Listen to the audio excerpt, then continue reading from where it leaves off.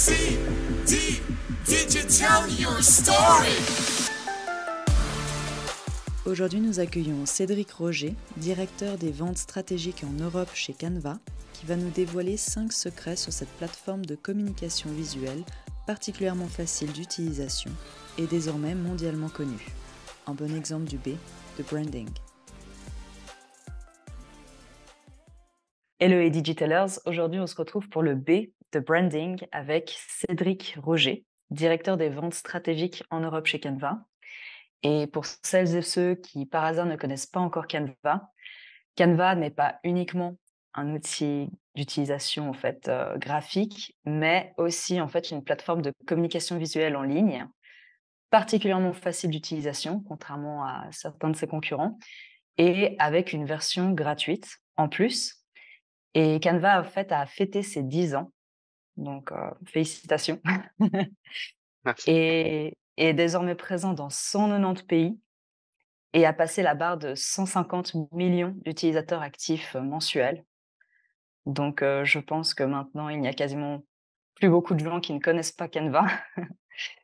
Et sinon, grâce à Cédric, justement, aujourd'hui, il va nous présenter différentes facettes de Canva et nous expliquer en fait à quel point cet outil est multi-usage. Et donc, on serait vu en fait que tu nous dévoiles ces fameux 5 secrets sur cet outil. Mais peut-être avant de plonger dans le vif du sujet, est-ce que tu pourrais peut-être un peu nous parler de toi, ton parcours académique et professionnel et qu'est-ce qui t'a amené en fait à travailler chez Canva aujourd'hui? Bonjour Ophélie, merci. Alors effectivement, pour me présenter rapidement, moi j'ai raccourci mes études en commerce international à 20 ans pour être cofondateur d'une entreprise dans le recrutement à distance. Alors c'était novateur en 2007, hein, mais là je touche un peu à tout, notamment le positionnement de la marque, le design de support marketing, jusqu'au développement du site web, donc c'était très formateur. Et 5 ans plus tard, dans le cadre de l'ouverture d'une filiale au UK, je tombe amoureux d'une employée, Stéphanie. Alors, je vous cache pas que ça a fait des histoires avec mes associés et pour la faire courte, je quitte l'entreprise et m'installe à Londres avec Stéphanie en 2012. Et je rejoins Indeed, le moteur de recherche d'emploi mondial, où j'accompagne pendant 6 ans les grandes entreprises dans leurs problématiques d'attraction des talents et de marque employeur. Et après quoi, j'évolue dans la publicité en ligne, dans l'environnement Google, les annonces shopping, l'accompagnement des grands retailers européens, avant de rejoindre Canva il y a à peu près 1 an et demi de ça. Hem Entre-temps, Stéphanie est toujours la femme de ma vie. C'est aussi devenu la mère de mes 2 enfants, Aaron a 8 ans et Ava 4 ans. Ah, super. Pourquoi rejoindre Canva? Je dirais 3 raisons. Alors l'alignement de mes valeurs avec celles de l'entreprise et des personnes qui la composent. Des valeurs, pour les citer, hein, Canva a 2 step plan, devenir l'une des entreprises les plus valorisées au monde et le deuxième, c'est, pour faire le plus de bien que possible et donc chaque personne dans l'entreprise, s'aligne avec 6 valeurs qui sont, être une bonne personne, être une force au service du bien, empower others qui veut responsabiliser les autres d'une certaine façon, simplifier les choses complexes, poursuivre l'excellence et se fixer de grands objectifs fous et les réaliser. Donc, tout de suite, ça m'a conquis. La deuxième raison pour laquelle je rejoins Canva, je dirais que c'est le tournant vers la communication visuelle. Quand j'étais chez Google, on voyait que, Google Images, il y avait un changement dans la manière dont les gens recherchaient du contenu, avec, plus de recherche d'images que de contenu texte. D'ailleurs, Google avait, lancé un nouveau type de format, les Performance Max, qui permettait, Ouais. d'accéder à l'ensemble de l'inventaire Google Ads, depuis une seule et même campagne. Donc ça aussi, ça m'a, bien sûr orienté vers la communication visuelle et puis, la troisième raison, c'est rejoindre une aventure extraordinaire, avec un potentiel sans limite. Quand j'ai rejoint, Canva, il y avait, 100 millions d'utilisateurs mensuels actifs. Ils venaient de racheter, l'un des leaders en data visualisation, ils avaient des nouveautés dans l'intelligence artificielle et puis 30 des profits sont versés pour des causes humanitaires, comme, adresser la faim dans le monde donc tout ça fait que ça a été pour moi, voilà une opportunité de rejoindre une entreprise qui me correspond. C'est vraiment génial parce qu'en fait, avant de te rencontrer, j'étais pas forcément consciente à quel point en fait Canva avait grandi aussi vite et en fait, au travers, de tant de pays, en fait, 190 pays, c'est vraiment énorme et c'est vrai que dans mon domaine en marketing digital, je pense qu'il y a très peu de spécialistes qui n'utilisent pas Canva ou du moins ils trichent. Enfin, certains sont très fidèles à une autre plateforme, mondialement connue, mais bon, c'est vrai quand même Canva est très utile même, pour certaines, activités et c'est vrai qu'on ne connaît pas toutes les utilisations de Canva. Tu as brièvement mentionné l'intelligence artificielle. Est-ce que tu pourrais nous dévoiler ces fameux 5 secrets sur cette plateforme de communication visuelle? Bien sûr, bah, pour décrire déjà ce qu'est Canva avant de, j'allais dire décrire ensuite les 5 secrets, je pense qu'il y en a plus, mais on peut se limiter à cinq premiers secrets. Canva, c'est une plateforme de communication visuelle en ligne qui est conçue pour permettre, aux employés de créer et de publier du contenu visuel de haute qualité. Donc l'interface de Canva est intuitive, flexible, collaborative et elle permet de concevoir tout type de supports visuels chartés, qui soient digitaux, donc documents, présentations, publications sur les médias sociaux, des vidéos, des sites web, mais aussi des supports visuels, chartés print, donc carte de visite, flyers, brochures, des kakémonos, tote bags, une tasse de café, des t-shirts, enfin, tout en respectant l'image de marque et l'intégrité des directives de marque. Donc plusieurs facteurs, en font son succès. Je dirais la facilité d'utilisation, ça a une interface utilisateur très intuitive qui rend, la création de graphiques très simple. L'accessibilité, Canva est accessible à tous, que vous soyez un designer professionnel, débutant ou même non designer, donc il n'est pas nécessaire d'avoir des compétences techniques ou en design pour l'utiliser. Et puis, bah, la variété de modèles, de bibliothèques de ressources, donc d'images, de photos, d'icônes, d'éléments graphiques, de polices de caractères, vidéos, de sons. Ça facilite le travail sur une large gamme de conception, pour tout en fait. Donc des publications sur les médias sociaux, aux présentations, en passant par des logos, des dépliants ou sites web comme je l'avais mentionné. Ce qui permet de gagner du temps et de l'argent en évitant de devoir chercher ces éléments ailleurs. Mmh. D'autres raisons, ce serait le coût. Donc Canva offre, une version gratuite qui peut être suffisante pour un bon nombre d'utilisateurs et une formule, payante très compétitive qui offre plus de contenu, plus de fonctionnalités, plus d'options très appréciées dans le travail collaboratif ou la cohérence de marque et du coup, bah, Canva est accessible en ligne, donc ce qui signifie, qu'on peut y accéder de n'importe où et de n'importe quel appareil. Pour ce Mmh. qui est des secrets, secret numéro un, je dirais, sur les 150 millions d'utilisateurs mensuels actifs sur Canva, on trouve en partie des employés des plus grandes organisations du monde. Pourquoi? Si ces entreprises ont déjà accès à tous les outils, pourquoi des dizaines de milliers de leurs employés utilisent et préfèrent Canva? Je dirais, bah, le gain de temps, la collaboration et du coup l'augmentation de leur productivité. Donc en permettant, aux équipes de créer rapidement des designs de qualité professionnelle sans avoir besoin de compétences approfondies en matière de design, bah, Canva aide ses employés de grandes organisations à réduire leur délai d'exécution de 66 en utilisant des documents ou des actifs modélisés. Et ça réduit ainsi le temps de travail global de 2 jours à 5 minutes. Donc, on a des avantages quantifiés du rapport Forrester, qui est un Mmh. rapport qui s'intitule L'impact économique total de Canva en équipe, qui a été mené sur 3 ans. Et l'avantage lié à l'augmentation de l'efficacité des employés est d'environ 817 000 $, soit une augmentation de 26 de la productivité des employés. Voilà pour secret numéro un.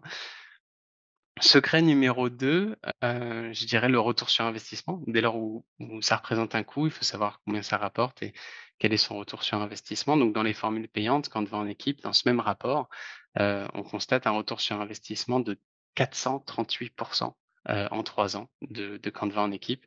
Donc pour rationaliser, ça veut dire que les organisations ont vu, une diminution de 30 de leur coût de conception, une augmentation de 10 des revenus des ventes et tout ça en optimisant en fait leur flux de travail de conception à la commercialisation. Donc dans les chiffres, bah, si, 1,7 million de dollars sont liés à des bénéfices de la solution contre 300 000 de coûts, bah, ça représente une valeur actuelle nette de d'1,4 million de dollars. C'est un 2e grand secret, donc Canva est, rentable et permet aux entreprises de l'être. Secret numéro 3, bah, faire des économies, les économies de coûts. Je reprends ce rapport parce qu'il est superbe, il a des statistiques sur 3 ans d'entreprise, mondiale et le rapport indique des économies supplémentaires sur les coûts d'agence, notamment en raison de, bah, de la réduction de la nécessité d'agences externes et cette économie correspond à un montant de 412 000 $. Économie qu'on voit aussi sur l'efficacité des non-designers à utiliser la solution. Donc même les travailleurs, les personnes qui utilisent Canva et qui ne sont pas des designers qualifiés, ces derniers ont pu produire des conceptions avec, Canva en équipe qui sont de qualité. Ce qui réduit pour les entreprises qui ont adopté, Canva à leur échelle, à l'échelle de l'entreprise, bah, de ne plus nécessiter de recruter de nouveaux graphistes experts, permettant aux non-designers de créer des designs de haute qualité. Donc ça, c'est une économie supplémentaire liée au non-recrutement, par exemple, de 2 graphistes sur 3 ans, ce qui représente, bah, encore une économie de 435 000 environ. Secret numéro 4, c'est effectivement les fonctionnalités IA. Alors on en parle beaucoup, mais quand on le voit, c'est juste incroyable ce qu'on peut faire avec. Canva avait déjà intégré de nombreuses fonctionnalités, alimentées par l'IA, que ce soit de l'IA non générative, donc que ce soit pour la mise en style, mise en page, synchronisation des rythmes, Magic Beat autrement dit, qui permet de, en un clic, ajuster des transitions vidéo sur les rythmes d'une musique ou d'un son qu'on aurait, ajouté.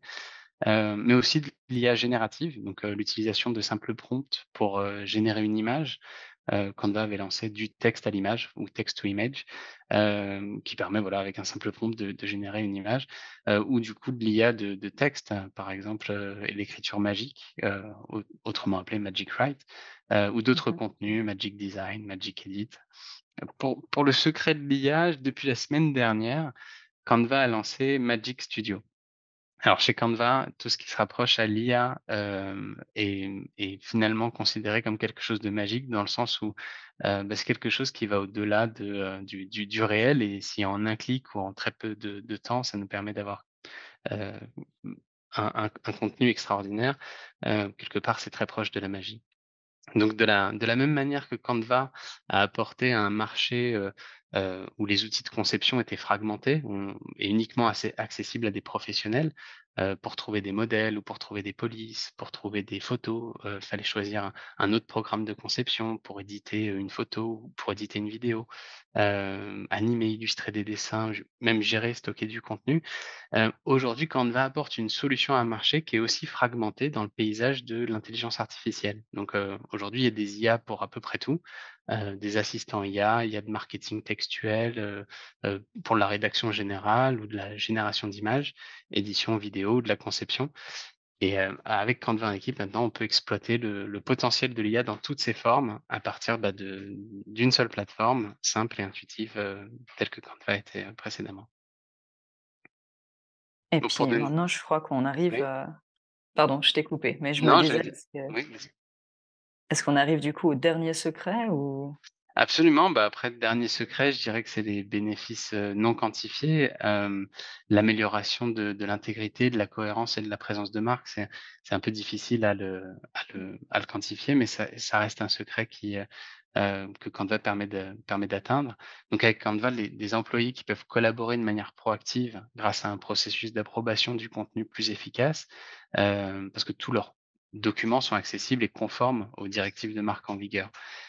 Et ça permet à une organisation de se présenter comme une marque unifiée sur tous les canaux mondiaux, ce qui élimine des risques de confusion ou de dévalorisation de la marque, chez les clients. Donc, la possibilité de créer des visuels pour les médias sociaux et d'autres contenus visuels de meilleure qualité et en plus grande quantité, plus stratégiques et centrés sur le client avec une collaboration unifiée, bah, c'est possible grâce à des processus d'approbation, dans Canva et cette fonction bah, du coup, de mise sur le marché d'un contenu visuel, ce qui renforce, d'autant la présence de la marque, de l'organisation à l'échelle mondiale. En tout cas, merci beaucoup pour, ce partage d'informations qui était très précis. Et d'ailleurs, pour revenir sur quelques points que tu as explicités, tu as parlé du rapport Forrester. Est-ce que, par hasard, c'est un rapport qui est public dont on peut partager le lien ou? Oui, absolument, c'est un rapport bah, qui a été, publié par Forrester. Je pourrais, te partager le lien et le rendre accessible. Volontiers, parce que je pense que, du coup, d'autres personnes voudront peut-être le lire et puis, en fait, revoir ce que tu as expliqué aussi. Et sinon, c'est vrai que tu as parlé de gain de temps et le fait que ce soit accessible à toutes et à tous. C'est vrai que moi, par exemple, avec mes clients, j'utilise beaucoup Canva, en fait, dans la production de visuels, notamment pour Instagram, par exemple. Et c'est vrai que ce qu'ils apprécient, c'est que, vu qu'ils n'ont pas besoin des logiciels spécifiques normalement payants, Mmh. ils peuvent y accéder en fait gratuitement en ligne et comme tu l'as dit, en fait, ça facilite la collaboration parce qu'ils peuvent directement en fait, noter leurs commentaires ou même s'ils le sentent directement modifier les visuels parce qu'effectivement comme tu l'as dit, on n'a pas forcément besoin d'être graphic designer pour, savoir en fait, utiliser l'outil. C'est assez intuitif, enfin c'est même très intuitif. Et par contre, une question que je me posais justement sur, un aspect que tu as mentionné, c'est le fameux, Magic Studio. Donc c'est vrai que je me suis Mmh. amusée à utiliser, le fameux prompt texte en image et je me suis amusée à utiliser le Magic Edit. J'imagine que tu parles de la gomme qui permet d'effacer un élément sur, une photo, c'est ça? Alors, Ou non, c'est pas ça ce celui-là? sera Magic Eraser, mais ou la gomme Ah magique pardon. en français et effectivement, sur n'importe quelle photo, quand il y a un élément, qu'on souhaite enlever, il suffit de passer la petite gomme et hop, ça disparaît. Non, Magic Edit, c'est encore plus, sympa. Enfin, c'est si toutefois, tu as une fleur et que c'est une orchidée et que tu peux passer, tu veux changer cette orchidée en rose, eh bien, avec un simple coup de pinceau, on passe l'orchidée, en pinceau et on la change en une rose ou un bouquet de fleurs. Hem, Effectivement, c'est encore, après il y a d'autres, fonctionnalités IA qui sont impressionnantes.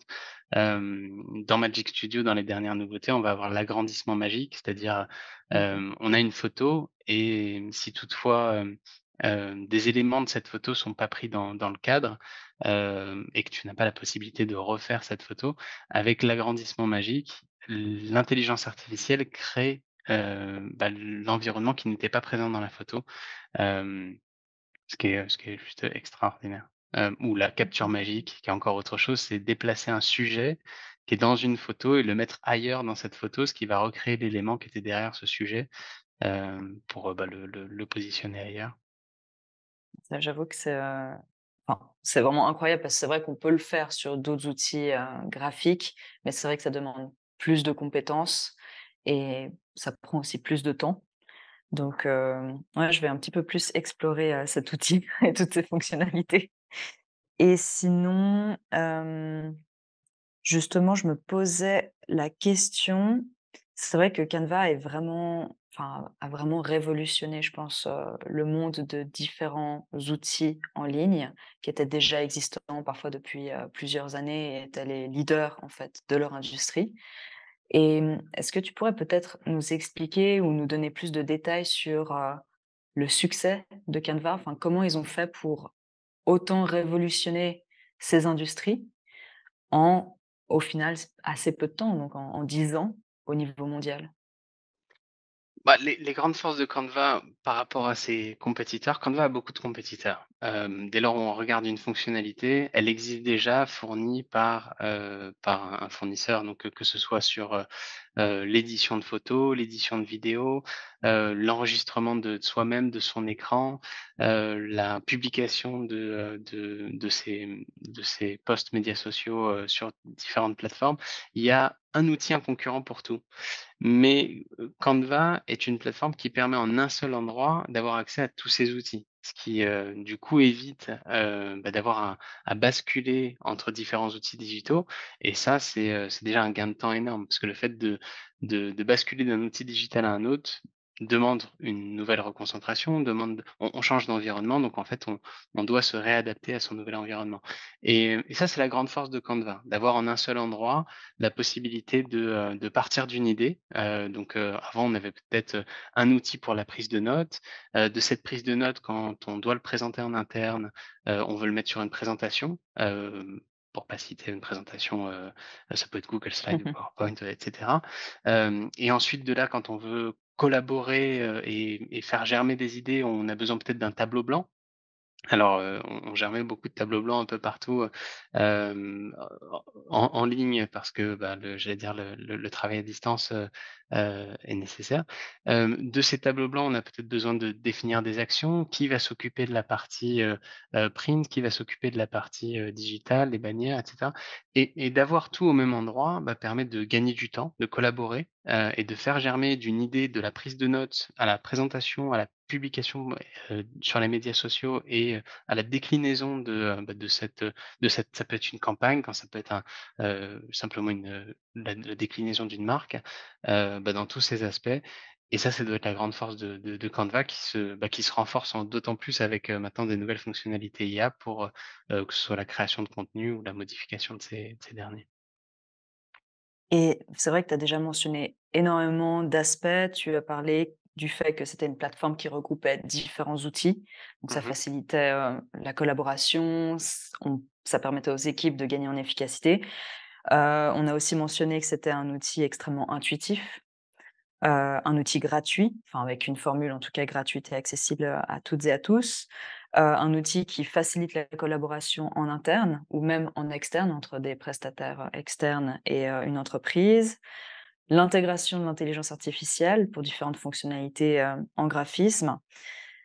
Est-ce qu'il y a peut-être, d'autres forces, qu'on n'a pas mentionnées chez Canva et que tu aimerais peut-être, soulever Bah, ou j'allais dire souligner? le oui, souvent moi ce que je suis toujours impressionné de voir les cas d'usage. Souvent Canva peut être connu pour, un outil de présentation j'allais dire survitaminé. Pour d'autres, ça va être connu pour de l'édition d'images. Pour d'autres, bah, c'est facile pour de la vidéo. Hem, j'ai été surpris plus d'une fois par les fonctions qu'il utilise, notamment des juristes qui sont venus vers moi pour dire: «On aimerait avoir Canva pour nos juristes», une entreprise dans l'énergie et je leur demandais: «Bah, pourquoi vous l'utilisez?» et ils faisaient de l'infographie, ce qu'ils appelaient du legal design. Donc moi-même j'apprends en fait des utilisateurs sur la façon dont Canva peut être utilisé pour finalement, bah, améliorer leur quotidien, améliorer leur impact, dans leur communication visuelle puisque, ils m'expliquaient que leur travail était finalement de mettre à jour, que ce soit en interne ou en externe, les personnes sur des nouveautés juridiques. Ça a l'air extrêmement passionnant pour certains, mais pour le commun des autres personnes, ça l'est beaucoup moins. Et du coup, il faisait de l'infographie pour attirer l'attention sur ces nouveautés, et permettre à ces personnes, si toutefois elles sont intéressées d'en savoir plus, bah, d'aller explorer le contenu plus en détail juridique. Et du coup, ils avaient beaucoup de succès avec ces infographies et avec, bah, l'impact qu'ils avaient sur, l'évangélisation des utilisateurs internes ou externes sur ces nouveautés. Donc c'est encore d'autres choses que je découvre, qui sont, voilà des cas d'usage, hem, cl qui différencient, j'allais dire, des cas d'usage classiques parce qu'on peut penser, Canva, outil de conception, communication visuelle, donc on pense marketing, on pense communication, mais bien au-delà de ça, des juristes l'utilisent, des data analystes pour la data visualisation. Mmh. Moi qui viens du monde, j'allais dire de la marque employeur ou de talent attraction. Beaucoup de personnes me contactent pour me dire: «On utilise Canva pour nos annonces, pour, nos événements, en recrutement, pour notre marque employeur, faire des bannières». Et du coup, la gestion de la marque employeur se fait aussi sur Canva, ce qui permet une belle déclinaison bah, de la marque, dans tous ses aspects et dans tous ses usages. En tout cas, merci beaucoup pour, ces différents partages de cas d'études. Je sais que généralement les gens s'y intéressent beaucoup parce qu'ils ont besoin de comprendre en fait, l'application concrète en entreprise. Est-ce que tu as un autre exemple peut-être qui te vient en tête? Parce que c'est vrai que tu es directeur des ventes stratégiques en Europe, donc tu couvres différents pays. Est-ce que tu as peut-être vu, des différences d'utilisation entre 2 pays ou, voilà, ou des préférences de fonctionnalités, entre différentes tailles d'entreprise, je ne sais pas. Je dirais que la particularité qu'on a en Europe, par rapport au reste du monde, c'est qu'on parle beaucoup de langues. Et oui, un cas d'usage, très apprécié sur Canva, c'est du coup la déclinaison de la marque ou de modèles de marque, dans les différentes langues. Donc avoir, une marque très forte, par exemple en France, mais qui souhaite, décliner, ses publications médias sociaux, ou ses outils, ses matériaux marketing dans d'autres langues, voit la complexité, lorsqu'il, pas quand il passe en anglais, mais quand il passe en turc, en polonais, langues sur lesquelles, du coup la cohérence, la structure même de la publication ou du support marketing va avoir j'allais dire un impact complètement différent et d'utiliser Canva permet 2 choses. on a déjà, la traduction, qui est intégrée, donc simplement prendre, son asset créatif et son contenu et pouvoir le pré-traduire dans toutes les langues, permet d'avoir une première visualisation. Et le deuxième, bah, c'est que ça conserve cette cohérence de marque. Donc ça permet très rapidement aux équipes, j'allais dire, corporate qui font le travail d'avoir, un premier aperçu de ce que ça rendrait et ensuite de le partager aux équipes locales pour, bah, une localisation plus précise. Donc ça, c'est quelque chose que je vois beaucoup et qui est très, très utile. Après dans d'autres aspects, je suis dans les ventes, et je vois aussi que, bah, parmi nos clients, on a des équipes marketing qui cherchent à, empower, qui cherchent à responsabiliser leurs équipes de vente, tout en les autonomisant. Donc leur mettre à disposition des modèles, des supports marketing permettant aux équipes de vente d'y avoir accès, et de modifier des contenus modifiables, mais sans avoir à, redimensionner le logo, redimensionner, telle image, mais de pouvoir quand même avoir une flexibilité, d'ajouter une image qui est plus adaptée, bah, à leur audience Marché. ciblée, donc à leur marché exactement. Voilà, donc il y a beaucoup de cas d'usage et c'est vrai que, bah, fonction de l'industrie, ils peuvent être répliqués, benchmarkés d'une entreprise à une autre. Mais je suis sûr que ça parlera, bah, à ceux qui nous écoutent Mmh. des différents cas d'usage qui peuvent être, applicables à eux-mêmes. Bah, c'est sûr qu'en particulier en Suisse, en tout cas, où on a effectivement 4 langues nationales, donc c'est vrai que pour nous, c'est c'est souvent un sujet qui est très compliqué à gérer, surtout en communication externe et on se pose souvent la question justement de l'utilisation des langues dans les visuels, notamment, sur les réseaux sociaux et autres et c'est vrai qu'avoir des outils qui facilitent ces aspects, pour nous, c'est un gain de temps énorme. Et pour revenir, enfin plutôt pour rebondir sur ce que tu as dit, tu as mentionné que tu travaillais chez Indeed pardon, Mmh. pour, la gestion de la marque employeur. Tu as aussi expliqué que Canva était une plateforme qui aidait les spécialistes dans ce domaine pour mieux, gérer en fait leur marque employeur la marque employeur de leur entreprise. Est-ce que tu as peut-être des conseils en fait à transmettre, aux entreprises de petite taille, taille moyenne, mais aussi, de aussi internationales ou multinationales. Enfin, voilà, quelles sont tes astuces, par rapport à ton expertise? Hem, je dirais que le 1er constat qu'on fait quand on entre en conversation, avec nous, enfin, quelle que soit l'entreprise et qu'elle nous contacte pour dire: «On est intéressé, pour nous, notre département, recrutement ou marque employeur d'utiliser Canva». Ils sont souvent, surpris de constater le nombre de personnes dans cette même organisation qui l'utilisent déjà.